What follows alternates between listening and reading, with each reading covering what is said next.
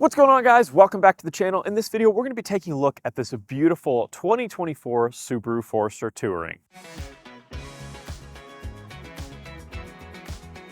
So we've already taken a look at a Forester Limited on the channel. We've taken a look at a Forester Wilderness. We've compared the Forester and the Crosstrek, and I'll have all those videos linked down below. But again, in this one, we're taking a look at the top spec Touring trim here, and it is in this beautiful Cascade green silica color. Absolutely beautiful combination of colors here with your black accents and some satin pieces. Some of these things are going to be specific to the Touring trim level, like these satin mirror caps, and I'll try to point those out when we get to them. But let's go ahead and start up front and just talk about everything we have on this beautiful Touring model. Starting up front, you have these nicely designed LED steering responsive headlights with high beam assist. They have a cool little accented design to them, and then down here you do have LED fog lights as well.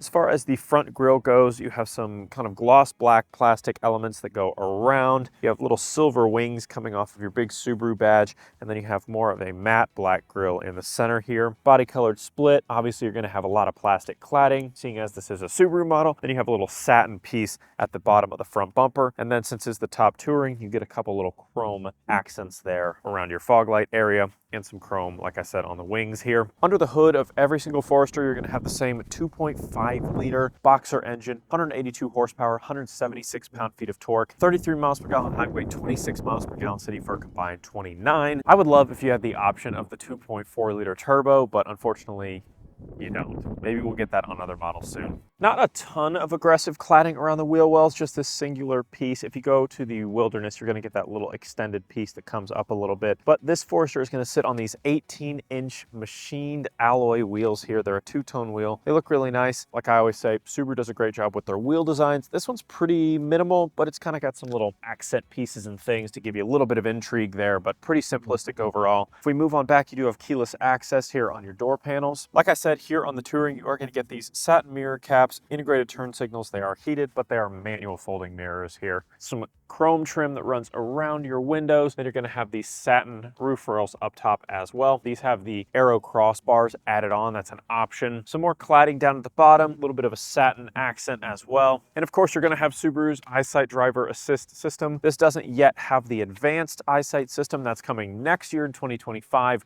when we're getting a full Forester redesign. Definitely hit subscribe so you guys don't miss that video coming to the channel the second we get one on the lot. Also up top, you do have a power panoramic moonroof, although I don't really like to call this a panoramic roof because it just extends a tiny bit into the back seat. So it's more like an XL moonroof more than a panoramic. So then moving to the back of the Forester here, you have a crystal black silica rear spoiler here that's going to keep stuff off of your windshield. And it does a pretty good job because it extends pretty far out. If you do get stuff on your windshield, you do have a nice wiper here, tinted rear glass, kind of tiny Subaru badge compared to the one we have up front. These claw-shaped tail lights here, Forester badging, Touring badging, Subaru badging, symmetrical all-wheel drive badging, so much badging. Subaru badge obviously in the center, like I said. Parking sensors at the bottom of the bumper here, a little satin diffuser at the bottom as well. Rear camera down here as well, and then you have this little plastic button right here. Now this is a secret button. You can actually use it to unlock your Forester using a secret password. If you want to learn how to do this, check my secret features video down below. And you do have a power lift gate. You can push that, it'll open right up for us.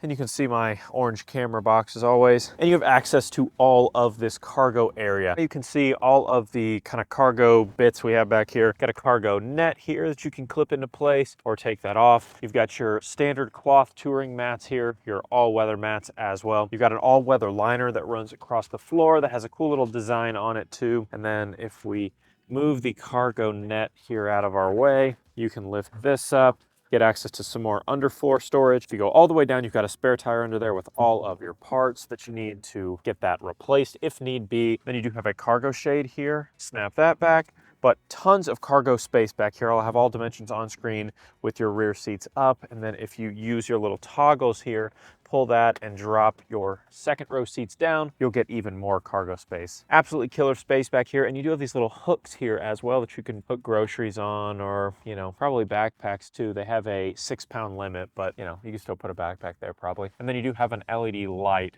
on the back of the tailgate here for seeing things at night, and then this little hook that pops out as well. Buttons here to lower your tailgate. This one will lock it up, and then this one will just shut it for you. We can go ahead and put that down and hop inside. So hopping inside the interior here of the Forester Touring, you're gonna have a couple features that are specific to the Touring. Position memory here on your seats, driver focus distraction mitigation system as well. Heated outboard rear seats, heated steering wheel, things like that are going to be specific to the top trim level. Some of the things can be added on as a package on the Limited. So it depends on, if you're just getting a base Limited or if you're getting kind of an upgraded Limited. But for the most part, most of these features are gonna be exclusive to the Touring. But we'll just talk about all the materials here, all the features that you've got going on inside this cabin. Soft touch rubber across the top of the door panels, and then you have kind of this leatherette material with some accent stitching here. Like I said, position memory for your seats. On this part, that's a little bit kind of textured, and that runs all the way across the dash here, and you've got more soft touch up top with some plastic as well. Everything from knees down on the door panel is going to be hard touch plastic, and then outside of this little accent on the center console area with accent stitching and a little bit of chrome, that is also going to be hard black plastic. That's just kind of what you expect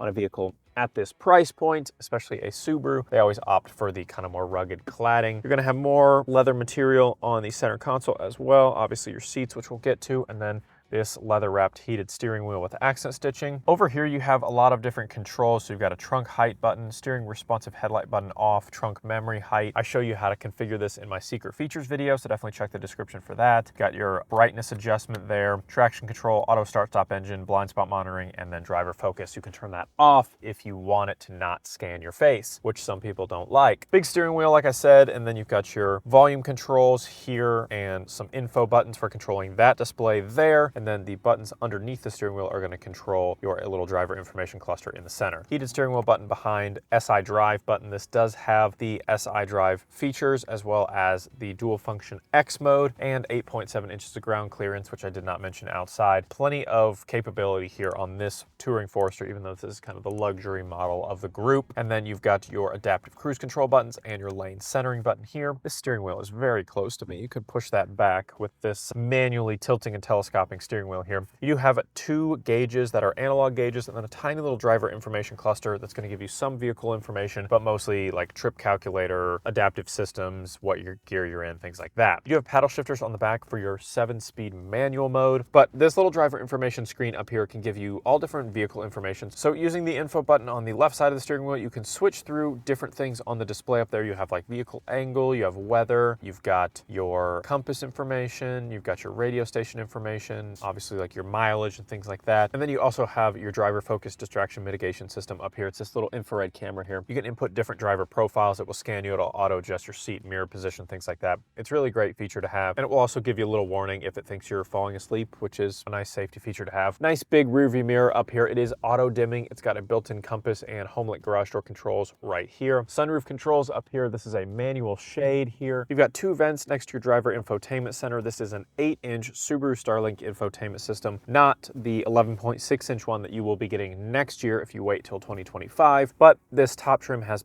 built-in navigation. It's got Apple CarPlay and Android Auto. You've got your rear camera as well. Not a very good quality rear camera, unfortunately. I'm hoping that in 2025 we'll get a better rear view camera, but I'm not holding my breath knowing Subaru, but hopefully because it needs to get better. But you've got AM, FM, Sirius XM radio, Bluetooth, you could connect it to your phone with the Starlink app. Like I said, Apple CarPlay, Android Auto, navigation, all that kind of good stuff. You've got some physical buttons here to control that system, and then all your physical controls down here for your dual zone climate control system, individually adjustable driver and passenger. You can sync those if you want to. You've got heated side mirrors right here, like I said, defoggers as well. Push to start engine right behind the steering wheel. 12-volt outlet, and then 1 aux port, and then 2 USB-A ports. Hoping that in 2025 we'll get some USB-C ports, but we'll see. Then you have your Lineartronic CVT right here. Again, this has a 7-speed manual mode, but it's covered in gloss black plastic, which is terrible. Dust, fingerprints, all kinds of stuff. And then you have some regular just black plastic here. Electronic parking brake, auto vehicle hold. You have your dual function X modes. You've got snow and dirt and then deep snow and mud that you can switch between. Heated seats with these toggles here. No ventilated option, which is interesting. Maybe we'll get that that next year. And then you've got 2 cup holders here, another little pad. Under the armrest here, you have decent sized storage area with another 12-volt outlet there, and then just a standard glove box here as well. Now, as far as the seating surfaces go, these are a black leather trimmed upholstery here with accent stitching, perforations down the center here. They're decently comfortable, not the most comfortable seats I've ever sat in, but not bad by any means. The driver is a 10-way power adjustable seat with 2-way position memory. The passenger is an 8-way power adjustable seat. They're both heated, and then you do have heated rear outboard passenger seats as well. And then finally, you do have a Harman Kardon speaker system here on this Touring Forester. All right, so hopping into the back seats here. You know, I've made a couple videos, like I mentioned, outside on the Forester before, and also the Forester versus the Crosstrek. One of the biggest things that I notice is that although I wouldn't really consider this a panoramic sunroof because it only goes back a little bit, it gives you a lot more light into the cabin, and for that reason alone, I appreciate it. Not having a sunroof at all definitely makes the cabin feel a little bit more, you know, cavernous.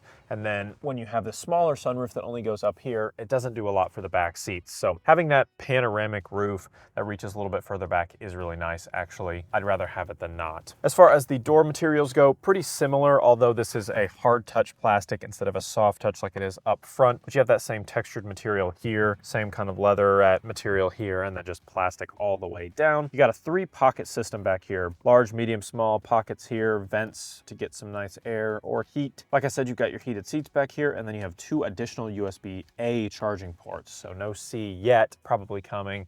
Some LED lights up here as well. Hooks, handles, all that kind of stuff. If you grab this little loop right here and pull, you can actually lean the seats back a tiny bit, get a little bit more comfortable seating position, which is a nice touch. Not all SUVs have that, so you definitely have a nice reclined position like that. But if you want to be a little more straight up, you can be. You do have this centerpiece that folds down. 2 more cup holders here, but they are covered in gloss black plastic for God only knows what reason. Here you go, if you need that, or a nice armrest. 2 adults back here, perfectly fine. You'll have plenty of room. It's got actually pretty decent leg room. I mean, I've got like 6-7 inches of leg room back here. Decent headroom, not amazing headroom, but shoulder room's fine. You can tuck your feet up underneath the seat if you need extra space, but you really shouldn't unless you just have a super tall driver. Pretty comfortable back here. 3 kids, no problem. Pretty minimal transmission hum here. Pretty comfortable back seats for sure. Let's take it for a test drive. So I've driven a lot of these 2.5 liter Subaru Boxer engines, and they all feel the same with slight differences depending on what vehicle you're in and how heavy it is. So I've driven obviously a Forester before. The Touring with the 2.5 is no different than the Limited with the 2.5, but like driving the Crosstrek with the 2.5 feels a little bit more fun than driving the Forester with the 2.5 because of the larger, heavier vehicle. So that's just something to keep in mind. You are going to have that CVT lag, and you are driving somewhat of an underpowered engine, in my opinion. You don't really have that just initial punch. Just put the pedal to the floor, little delay, then it kind of gets going and kind of locks into place, and you can really kind of feel it go. It's not slow, I wouldn't go that far, but it just, if it just had the 2.4 liter turbo, this vehicle would be a blast to drive. It really would be. It's just not the best. It's not bad, just not the best. Let's go ahead and put our lane centering on, see if it takes me, yeah, pretty good. Taking me around that curve. That's pretty impressive. Speed up a little bit. So it was keeping me away from the vehicle in front of me as well. So it's definitely keeping me away from this car, which is doing a good job at that. Let's get a DB test here at city speeds 30 to 45.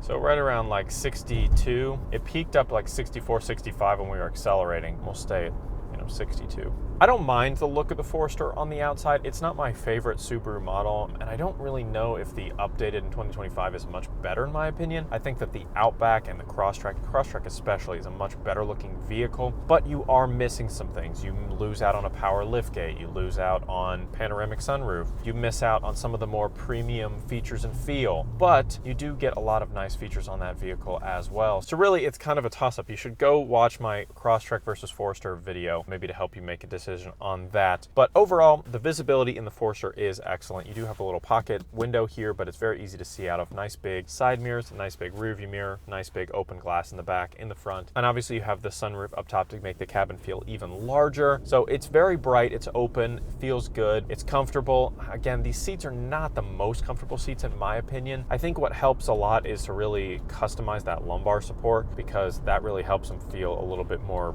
molded to you, I think is the best way to say it. It would really be nice to have a ventilated option standard here up on the Touring trim. Maybe next year I'll have to check and see on that for sure. But overall, not uncomfortable by any means, but not as comfortable as some of the other seats I've sat in, mainly the Outback and the Ascent seats. But obviously those are going to be more expensive vehicles, typically speaking. But we saw the adaptive cruise control and the lane centering working really well. In my last Forester video, I mentioned how a lot of the things in the cabin can kind of start to feel dated, and that's because they are. We've had this generation for a while now. So having this 8-inch screen and not the big 11.6-inch screen feels a little dated. Having this screen up top feels a little bit dated, but a lot of those things are getting fixed. The only thing they didn't fix that I really wanted them to for 2025 is that you still have 2 analog gauges and not a digital display. I think that's crazy in 2025 to not at least have an optional digital display up on the top trim levels, to have only analog gauges. It's like Stone Age stuff to me, and I don't get it at all. Some people may prefer it, and again, maybe Subaru just knows their demographic and knows that their demo is probably going to prefer having more analog gauges, having more buttons and things, although they are kind of getting rid of that by putting that larger screen that gives you more on-screen controls versus, you know, typical tactile controls for things like HVAC, media, things like that. So I feel like they're playing both sides of the fence. It does make a lot of sense to me. But if you are only interested in a better infotainment system, I would not wait until 2025, because although you're getting a larger infotainment screen, it still has a lot of the same problems that this current infotainment screen has, which is that it's just really laggy. And so if you're wanting to, you know, use things fluidly and make things just to work well and smooth, Subaru might not be the right brand for you across the board. They do a lot of things really well. Infotainment displays is not one of them. Their infotainment displays are some of the worst in my opinion. Not as far as looks go, I think they look pretty attractive, but as far as usability, it's just not great. If that's what you're going for, Subaru might not be for you. But while we're now up on the highway, let's go ahead and get a DB test here on highway roads at highway speeds.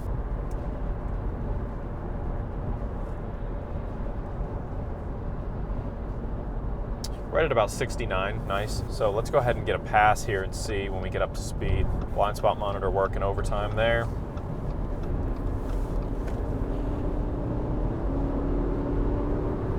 So we're racing this Porsche right here. We're almost winning. This Lexus wasn't in the way, beats smoking. I'm not gonna lie to you guys, when I tried to boost up, that was pretty lethargic feeling. I'm gonna do it again.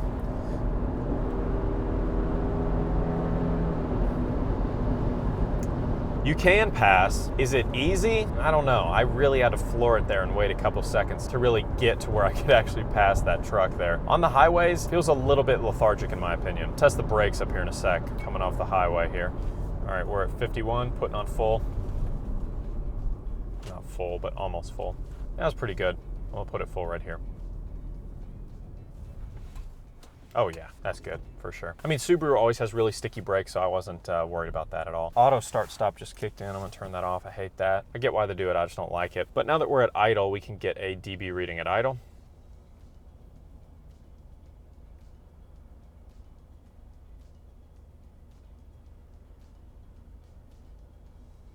Average at about 45. That's pretty nice. And if you do have the auto start stop on, it's gonna cut the engine, it's gonna be even quieter. Yeah, that's pretty good. But like I said, mixing of that old and new. If you're a type of person that really likes physical AC controls for vent and temp and all that kind of stuff, maybe go with the 2024 Touring here. It's got a lot of nice accents in the cabin. It's a little bit of a boring cabin. If you're one that likes a lot of kind of color and accents, black might not be for you with this accent stitching. You may wanna get, you know, a brown interior, some gray interior, something along those lines, because this is pretty samey, not a lot of contrast. It's just pretty much all black everywhere with some, you know, contrasts in, you know, textures and things.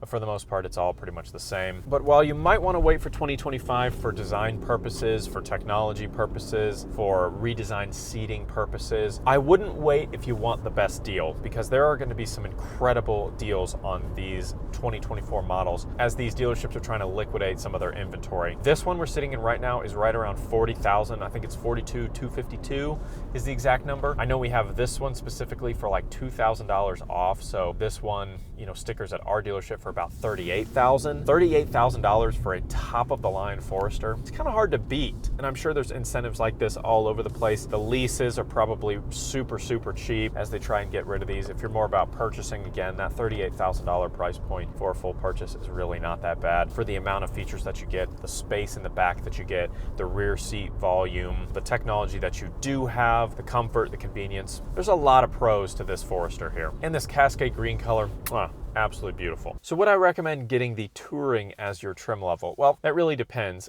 I'm gonna lean towards no. And the only reason is because of how good the deals are right now. You can get almost everything that this Touring has on a limited for even cheaper than that $38,000 price point. So really, if you want, I think the best deal trim level wise, I would go limited. But if you want every bell and whistle, you really like the satin mirror caps, you really like the heated steering wheel, you really want position memory seats, then yes, you're gonna have to get the Touring. And again, it is not by any means a bad deal whatsoever. So thanks so much for watching, guys. Drop a like on the video if you loved it. Tell me in the comments down below, what do you think about this beautiful Cascade green silica 2024 Subaru Forester Touring? Let's have a conversation down in the comments. And don't forget to hit that subscribe button to be among the first to see every single new video the second I hit publish. We'll see you in the next one.